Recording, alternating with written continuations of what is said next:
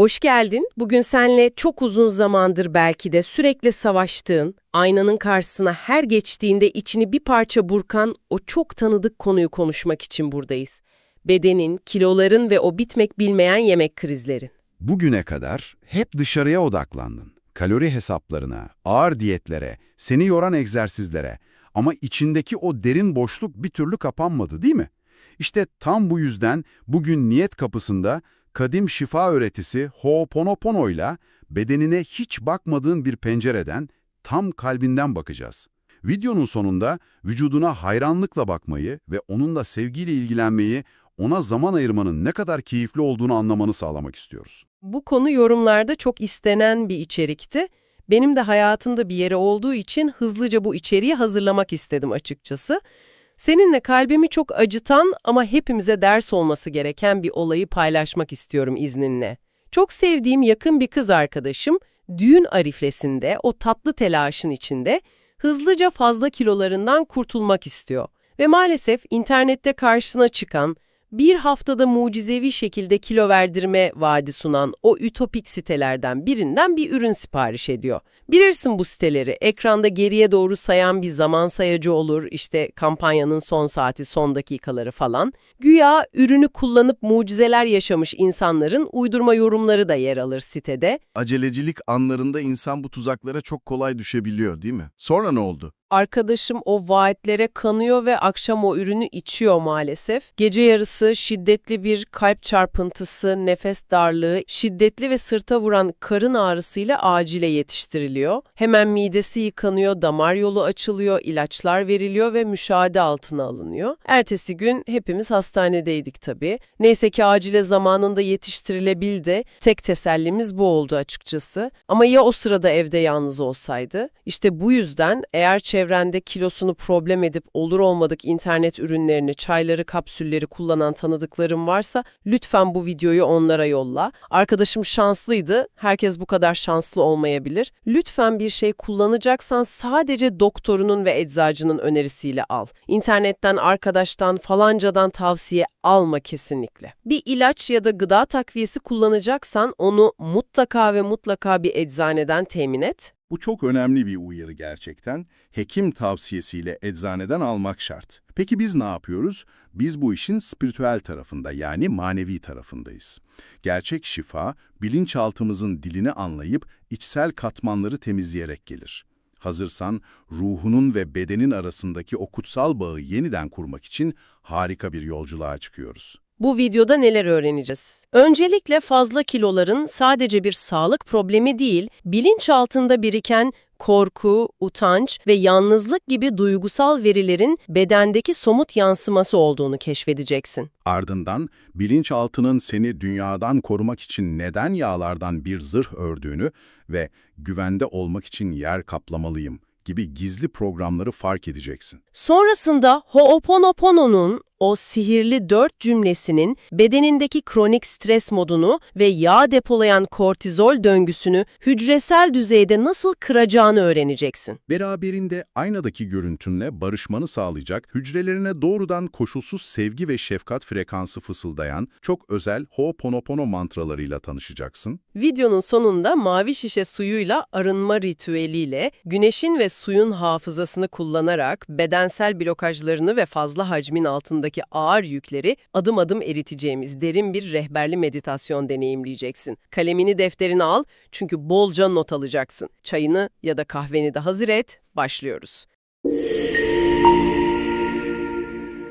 Pekala, tüm bu uyarıları ve aslında asıl amacımızı netleştirdiğimize göre artık konunun tam kalbine inmek istiyorum. Kiloların dışarıdan değil de tamamen içeriden geldiği fikri tam olarak ne anlama geliyor? Ho'oponopono, temelinde yaşamımızda deneyimlediğimiz her şeyin, yani istisnasız her şeyin, bizim içsel dünyamızdaki eski hafızaların ve verilerin bir yansıması olduğunu söyler. Yani dışarıda aslında bir sorun yoktur. Dışarıdaki her sorun içeride temizlenmeyi bekleyen bir verinin, hani bir nevi ekrandaki görüntüsüdür. Bedenin ve o taşıdığın fazla kilolar da sana dışarıdan verilmiş bir ceza ya da sadece yediğin o yemeklerin doğrudan bir sonucu değil. Bedenin senin iç dünyanda henüz temizlenmeyen o duygusal verilerin, yıllardır taşıdığın o eski hafızaların tamamen somut fiziksel bir yansımasıdır. Başka hiçbir şey değil. İnanılmaz gerçekten. Yani biz yıllarca spor salonlarında ter döküp, İşte her gün kalori sayarak sadece o yansımayı silmeye çalışıyoruz. Aynaya baktığımda gördüğüm o kilo, metabolizmamın yavaşlaması ya da beni gece uykumdan uyandıran o yeme krizleri aslında işin sadece fiziksel boyutu. Varoluşun 4 katmanından bahsedeceğiz bugün. Sanırım benim az önce saydıklarım işin birinci katmanı oluyor, öyle mi? Tam olarak öyle. Biz buna fiziksel katman diyoruz. Bu katman sadece o görünen belirtidir. Fazla kilo, o yavaşlayan metabolizma, yeme krizleri tam da burada yaşanır. Ama fiziksel katman buzdağının sadece suyun üzerinde kalan kısmıdır. Geleneksel diyetlerin sürekli başarısız olmasının nedeni de budur aslında. Sen sürekli buzdağının ucunu yontmaya çalışırsın ama suyun altındaki o devasa kütle orada durduğu sürece Buzdağı kendini yeniden inşa ediyor, değil mi? kesinlikle yeniden inşa eder. Çünkü kök içeride. Peki eğer benim fiziksel olarak gördüğüm o kilo sadece bir belirti ise, buzdağının ucunu yukarı doğru iten o belirtiyi asıl yaratan şey nedir? Suyun hemen altına indiğimizde bizi ne karşılıyor? Suyun hemen altında ikinci katman var. Yani duygusal katman yatıyor. Burası mantığın tamamen sustuğu, sadece hislerin devrede olduğu yer. Korku, utanç, kendini cezalandırma arzusu, çok derin bir sevgisizlik ve yalnızlık duygusu hep bu katmanda barınır. Ve bilinçaltın ruhunda hissettiği bu devasa duygusal boşlukları bir şekilde doldurmak zorundadır. Ve bunu yapabilmek için fiziksel hacmi kullanır. Beden o duygusal açlığı fiziksel kütle ile kapatmaya çalışır. Yani yalnızlık hissini fiziksel bir ağırlıkla dengeliyoruz. Bu korkular, utançlar veya o kendini cezalandırma arzusu durduk yere ortaya çıkmıyor olmalı. Bu duyguları sürekli olarak üreten bir fabrika mı var içeride? O bahsettiğin fabrika üçüncü katmandır. Yani inanç katmanı. Burası senin kendi kendine bile itiraf edemediğin, farkında olmadığın bilinçaltı kalıplarının merkezidir. Nasıl inançlar bunlar? Mesela güvende olmak için yer kaplamam gerekiyor inancı veya tam tersine zayıf olmak tehlikelidir gibi köklü inançlar hep bu katmanda çalışır. O duygusal katmandaki korkuyu yaratan şey aslında inanç katmanındaki bu gizli programlardır. Bekle, bu adımları takip edersek çok daha derin bir yere varıyoruz farkındaysan. Fiziksel kiloyu duygular yaratıyor, duyguları da inançlar yaratıyor. O zaman en haklı soru şu bence, benim bilinçaltımdaki bu inançları oraya kim ekti? Bu programlar nereden geliyor?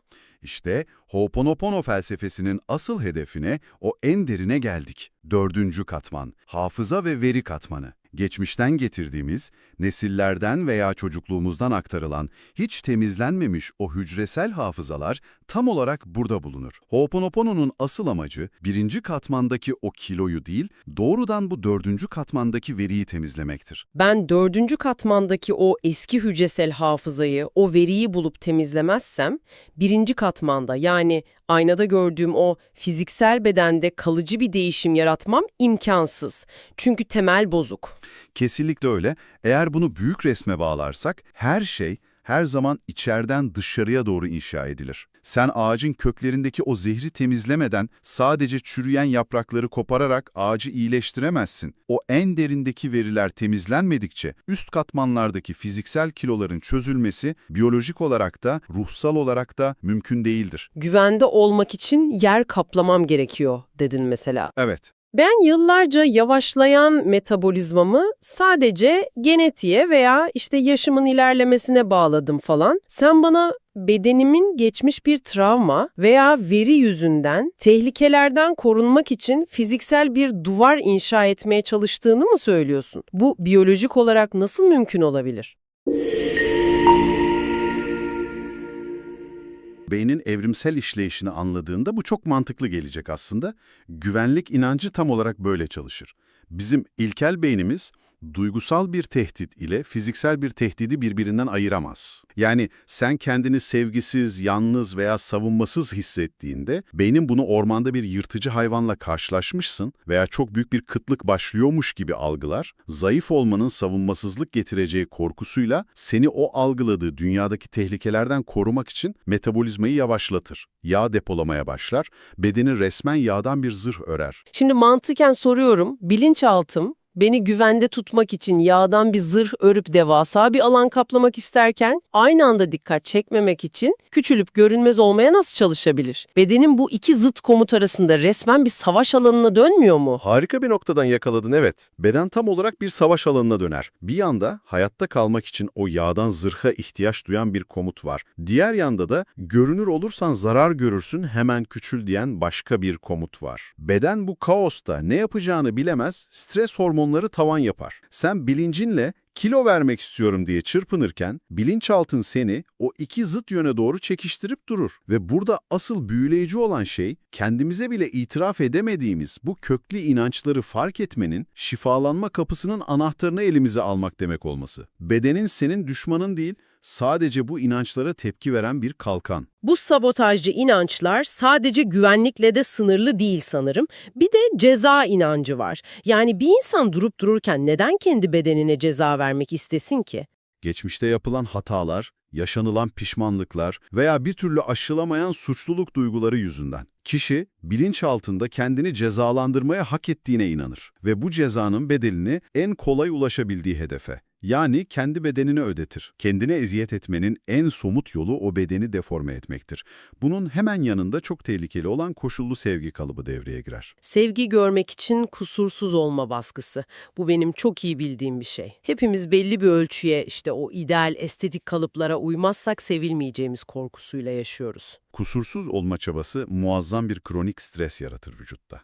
Beden o kadar gerilir ki bu baskıya dayanamaz ve en sonunda bir kırılma anı yaşar. O kırılma anında da kişi en hızlı rahatlama yöntemine, yani yemeğe saldırır. Yemekle öfkeyi, o yalnızlığı bastırmak, yemek bir anestezidir diyoruz. Çünkü anestezi hani ameliyat masasında fiziksel acıyı hissetmememiz için sinir sistemimizi uyuşturur ya, sen aslında yediğimiz o karbonhidratın, şekerin beyindeki duygusal acı reseptörlerini kelimenin tam anlamıyla biyolojik olarak uyuşturduğunu söylüyorsun, doğru mu anlıyorum? Birebir böyle çalışıyor. O tatlı krizleri, gece yarısı dolabı açık ne bulursan yeme isteği aslında fiziksel bir açlık değil. Bilincim o an yüzleşmek istemediği bir öfkeyi, derin bir yalnızlığı biyolojik olarak uyuşturma çabasıdır. Şeker ve karbonhidrat beyne ulaştığında anlık bir sahte mutluluk hormonu salgılatır. Duygusal acının üzeri örtülür bir süreliğine. Yemek tam anlamıyla duygusal bir anestezi görevi görür. Ve biz o anesteziyi her gün, her saat aldıkça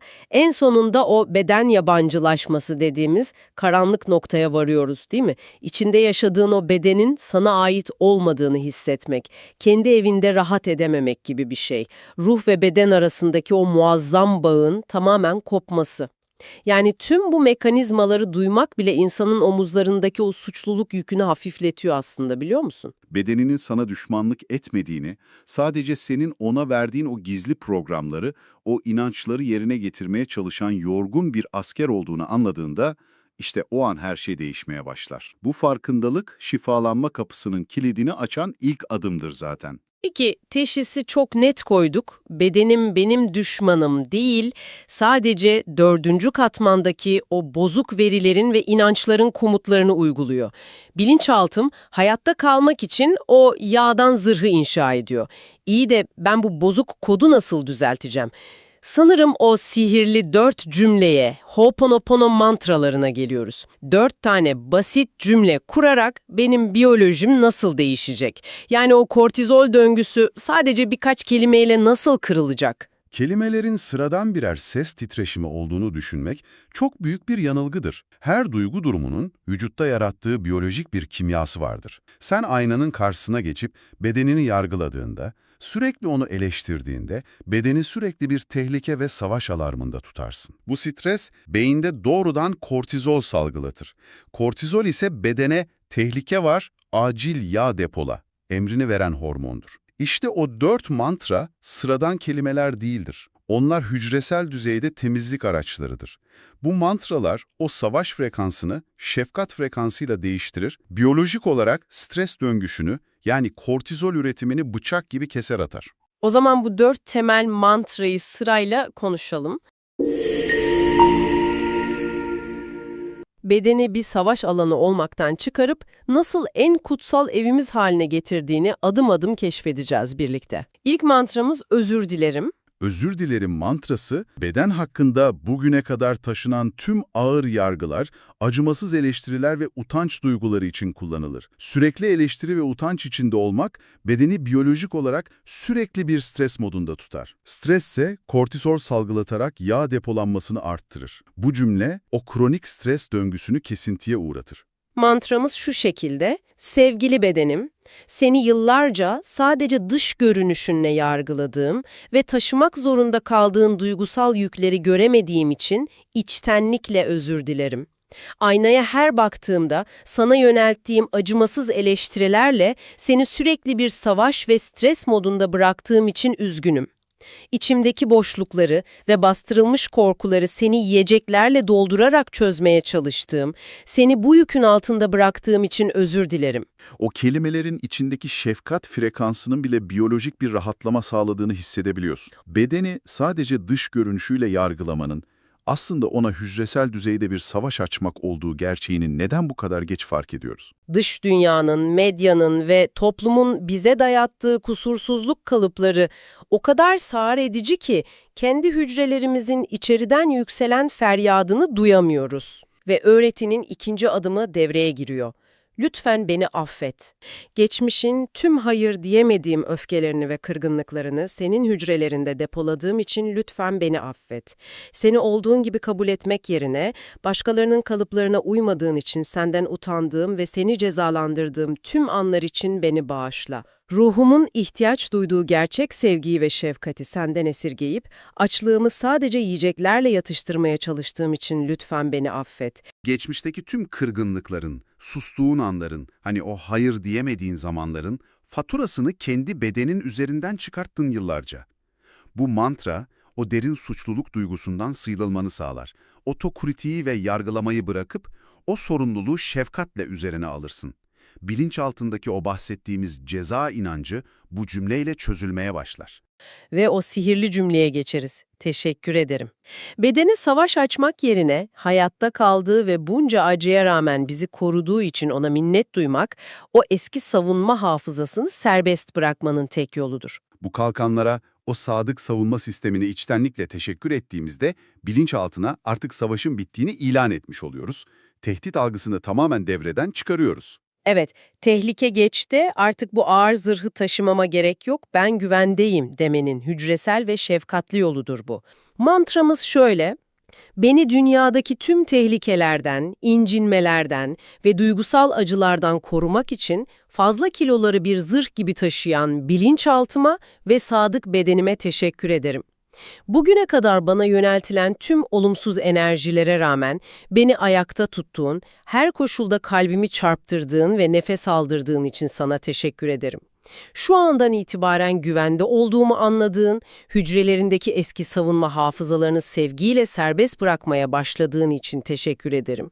Peki, kalkanları indirdik, o koruyucu zırha işi bittiği için teşekkür ettik ve en önemlisi güvende olduğumuzu anladık. İşte şimdi geçici bir rahatlamayı değil, kalıcı ve gerçek dönüşümü başlatacak olan o en saf frekansı, yani koşulsuz sevgiyi inşa etme aşamasına geçiyoruz. Yıllarca yapılan kısıtlayıcı diyetler, aynada kendi bedenini her gördüğünde duyduğun o derin memnuniyetsizlik, bedeni o anki haliyle reddetme hali, tüm bunlar hücrelerimizde inanılmaz derecede negatif ve yıkıcı bir titreşim yaratır. Hücreler kendini sevilmeyen, zorla bir sığıntı gibi yaşatılan bir varlık gibi hisseder. İyileşmenin gerçekleşmesi için o reddedici enerjinin yerini alan, yepyeni, köklü ve çok saf bir frekansa ihtiyaç vardır. Biz sevgiyi genelde şartlara bağlıyoruz. Eğer şu kadar zayıflarsan seni seveceğim falan diyoruz. Tartıda şu rakamı görürsen seninle barışacağım. Ya da o elbiseye sığdığın gün seni kabul edeceğim. Bedeni şu anki haliyle, Taşıdığı bütün kusurları, çatlakları, sarkmaları ve kıvrımlarıyla hiçbir kalıba, hiçbir ideal ölçüye sokmadan kabul etmek gerekiyor. Şu an tam bu halinle, tüm yaşanmışlıklarınla seni seviyorum diyebilmek. Bu gerçekten de zihniyetimizde devrim niteliğinde bir değişim.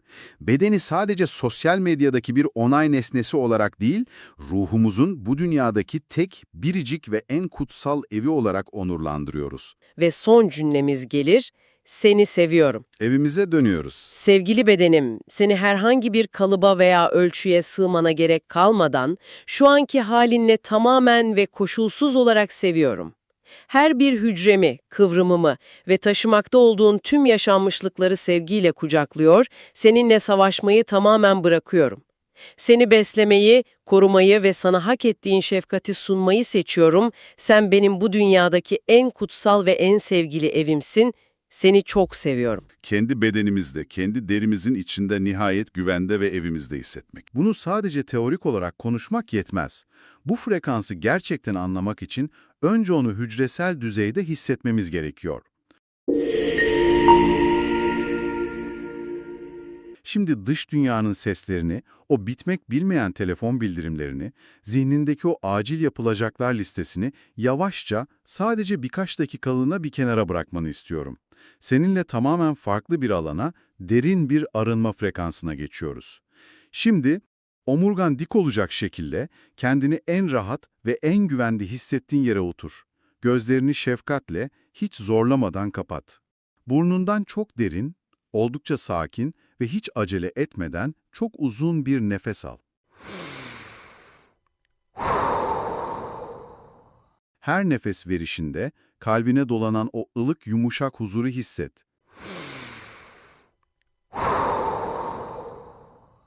Zihnindeki o karmaşık düşünce dalgalarının yavaşça durulduğunu, o fırtınalı okyanusun tamamen sakinleştiğini gör. İçsel olarak tam şu anda sadece kendine ait olan o şifa alanını şu niyetle aç. Bu alanı güneşin ve mavi şişe suyunun o kadim frekansıyla. Bedenimde yıllardır taşımakta olduğum tüm o ağır verileri, o fazla kiloların ardında gizlenen hücresel hafızaları derin bir sevgiyle temizlemek için açıyorum. Şimdi zihninde çok net bir görüntü canlandırmanı istiyorum. Pırıl pırıl parlayan bir güneşin altında duran, saf, derin bir gökyüzü mavisi renginde, zarif cam bir şişe hayal et. Bu şişenin içindeki berrak su, saatler boyunca güneşin o sıcak, altın ışınlarını tamamen içine çekmiş, adeta saf, canlı bir ışık sıvısına dönüşmüş. O koyu mavi camdan dışarıya süzülen, o büyüleyici şifalı, kobalt mavisi ışığın şu an oturduğun odayı yavaşça, dalga dalga doldurduğunu hisset. Bu ışık seni tamamen sarmalıyor. O mavi frekans tenine yumuşacık, şefkatli bir şekilde dokunuyor, seni daha önce hiç hissetmediğin kadar derin bir güven hissiyle sakinleştiriyor. Şimdi zihnindeki o güneşle şifalanmış mavi sudan yavaşça ve bilinçli bir yudum aldığını hayal et. Bu içtiğin sıradan bir su değil. Bu, binlerce yıllık bir bilgeliği ve çok derin bir temizleme gücünü taşıyan, yaşayan bir molekül. Suyun boğazından aşağıya doğru o serin, rahatlatıcı akışını hisset. Göğsüne indiğini ve oradan tüm bedenine içeriden yayılan yumuşak bir mavi ışık dalgası gibi dağıldığını gör. Bu mavi su, başının en tepesinden ayak parmak uçlarına kadar her bir hücrene, dokunduğu her bir organına ulaşıyor. Hücrelerinin bu mavi ışıkla adeta yıkandığını, derin bir nefes aldığını ve parıldamaya başladığını izle. Şimdi bu şifalı mavi ışık dalgasını bedeninin üzerinde yavaşça gezdirme zamanı. Kendi bedeninin içindeki o tarafsız, şefkatli gözlemci ol. Özellikle ağırlık hissettiğin, o fazlalıkları yıllardır biriktirdiğin, sıkışmış, gergin veya katılaşmış bölgelerine odaklan. Bu bölge belki karnın olabilir, belki kalçaların ya da belki de bütün bir dünyanın yükünü taşıdığın omuzların. O bölgedeki ağır, koyu renkli, yoğun enerjiyi fark et. Onu yargılamadan, ondan nefret etmeden sadece gör. Mavi ışığın o koyu renkli bölgenin etrafını sımsıcak bir şefkatle sardığını imgele. Ve kendi kendine fısıltıyla şunu sor. Bedenimdeki bu ağırlığın, bu kalın duvarın, bu fazla hacmin altında aslında benden saklanan, duyulmayı bekleyen hangi eski duygu yatıyor? Acele etme, bekle. Bırak cevap delimlerden kendiliğinden yüzeye çıksın. Belki yıllar öncesinden kalan eski bir utanç, belki incinmekten deli gibi korkan bir çocuk, belki devasa bir korunma, saklanma ihtiyacı, ifade edilmemiş gizli bir öfke ya da çok derin, sessiz bir yalnızlık hissi. O duyguyu o mavi ışığın tam ortasında gör ve varlığını sadece kabul et. Şimdi o bölgeye ve yüzeye çıkan o köklü, yorgun duyguya bütün kalbinle odaklan. Sanki o içtiğin kadim mavi su, hücrelerindeki o koyu renkli, ağır anıyı yavaş yavaş şefkatle eritiyor, temizliyormuş gibi içinden derin bir teslimiyetle şu 4 kadim cümleyi fısılda. Üzgünüm. Lütfen beni bağışla. Teşekkür ederim. Seni seviyorum. Mavi suyun o ağır duyguyu, o eski utancı, o büyük korkuyu yavaş yavaş en küçük moleküllerine kadar ayırdığını, onu tamamen şeffaflaştırdığını ve artık o duygunun bedeninden yumuşakça akıp gittiğini, buharlaştığını imgele. O bölge şu an temizleniyor. Oradaki hücrelerin mavi ışıkla hafiflediğini, üzerlerindeki o görünmez zırhı çıkardıklarını, özgürleştiğini ve pırıl pırıl parladığını gör. Şimdi bunca zaman seni hayatta tutan o sadık bedeninle yepyeni bir anlaşma yapma zamanı. Ona tam kalbinin merkezinden gelen sevgi dolu şu mesajı ilet. Sevgili bedenim, artık tamamen güvendesin.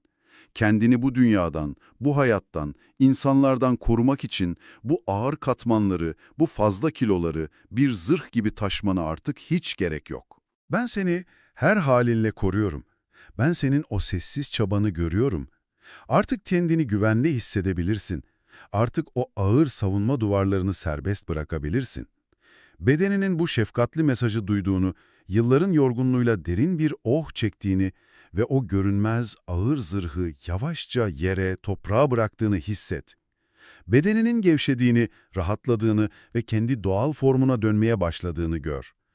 Son olarak, tüm bedeninin baştan aşağı kobalt mavisi, pırıl pırıl, hafif, güvenli ve şifalı dev bir ışık kozası içinde olduğunu hayal et.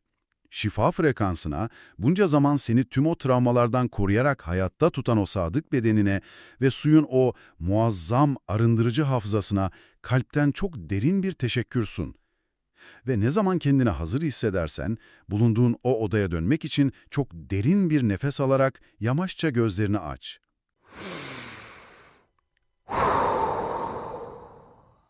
Bugün içtiğin her bir bardak suyu zihninde bu mavi ışık niyetiyle iç. Bedeninizin ne kadar kutsal ve korunmaya değer bir ev olduğunu bu pratikle bir kez daha hatırlıyoruz. O arınma hissi ne kadar gerçekse, bedenimizin sahip olduğu biyolojik ve psikolojik sınırlar da o kadar gerçektir. Ho'oponopono veya az önce adım adım deneyimlediğimiz türden meditatif pratikler, sinir sistemini yatıştıran harika bütünsel yöntemlerdir. Ancak hiçbir zaman tıbbi bir tedavinin veya diyetin yerine geçmezler. Ruhsal çalışmalar her zaman klinik bilimin tamamlayıcı bir gücüdür. Peki o halde dinleyicilerimiz için soruyorum. Tehlikeli olabileceği o kırmızı bayraklar neler? Nerede klinik bir sınıra çarptığımızı anlarız. Özellikle yeme bozuklukları söz konusu olduğunda klinik tabloyu görmek zorundayız. Eğer kişi yeme eylemi üzerinde tamamen kontrol kaybı hissediyorsa, aşırı kalori kısıtlamaları yapıyor, gizlice yeme nöbetleri geçiriyor ve ardından kusma döngüleri yaşıyorsa, burada durum psikolojik bir krize dönüşmüştür. İlk adresin ruhsal bir ritüel değil, mutlaka klinik bir psikolog veya bir psikiyatrist olması gerekir.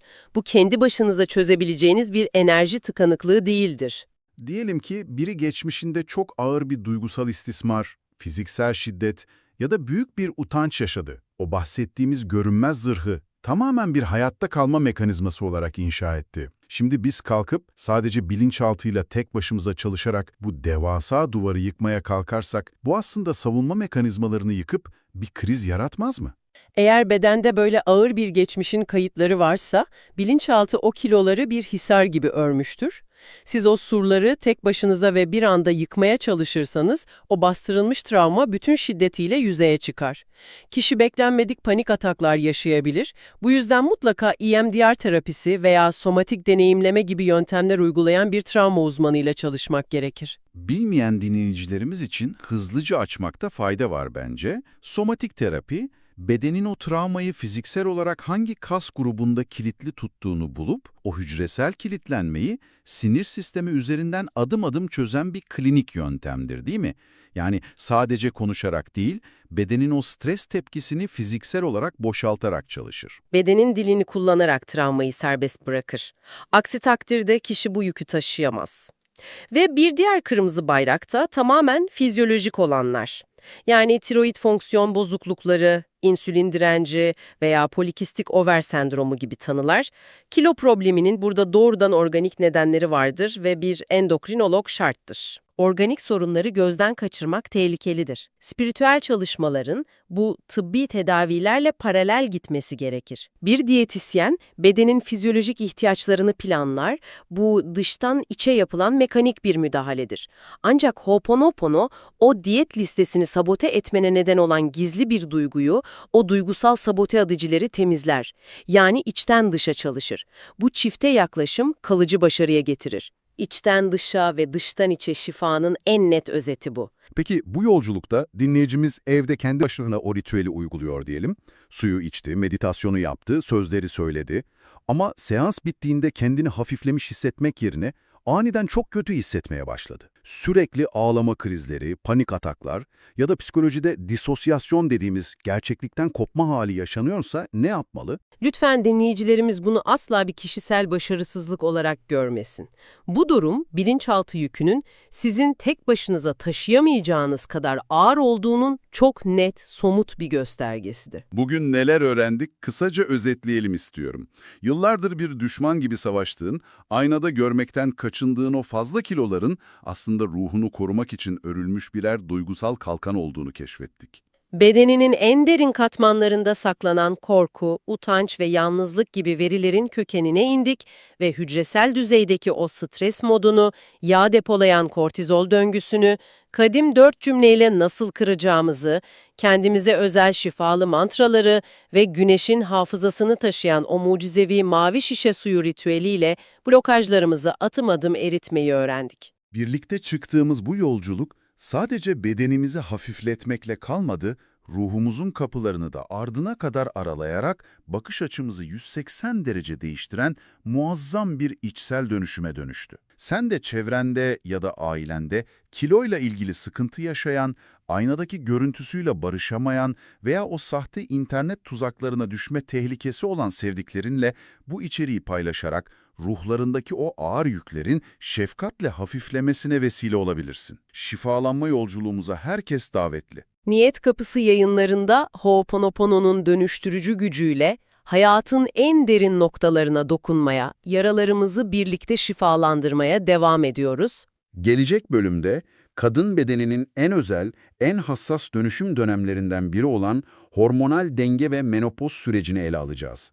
Bu dönemde yaşanan sıcak basmalarının, ruh hali değişimlerinin ve bedensel dönüşümlerin arkasındaki görünmez kök sebeplerine inecek, hücresel düzeyde bir bilinçaltı temizliği ve çok özel bir meditasyonla bedenimizi şifalandıracağız. Tüm bu derinleşme sürecini kaçırmamak ve bu arınma yolculuğunda bizimle yürümek için kanala abone olmayı ve bizi takip etmeyi unutma güzel insan. Yorumlarını tek tek okuyor, her isteğini, her sorunu dikkate alıyoruz. Sen de yorumlarınla bu sürece aktif olarak katkı sunabilirsin. Biz Niyet Kapısı'nda her hafta Salı günü saat 16'da yepyeni içeriklerle tam burada seninle buluşmaya devam edeceğiz. Her zaman en yüksek, en saf ve en şifalı frekansta sevgiyle kal güzel insan.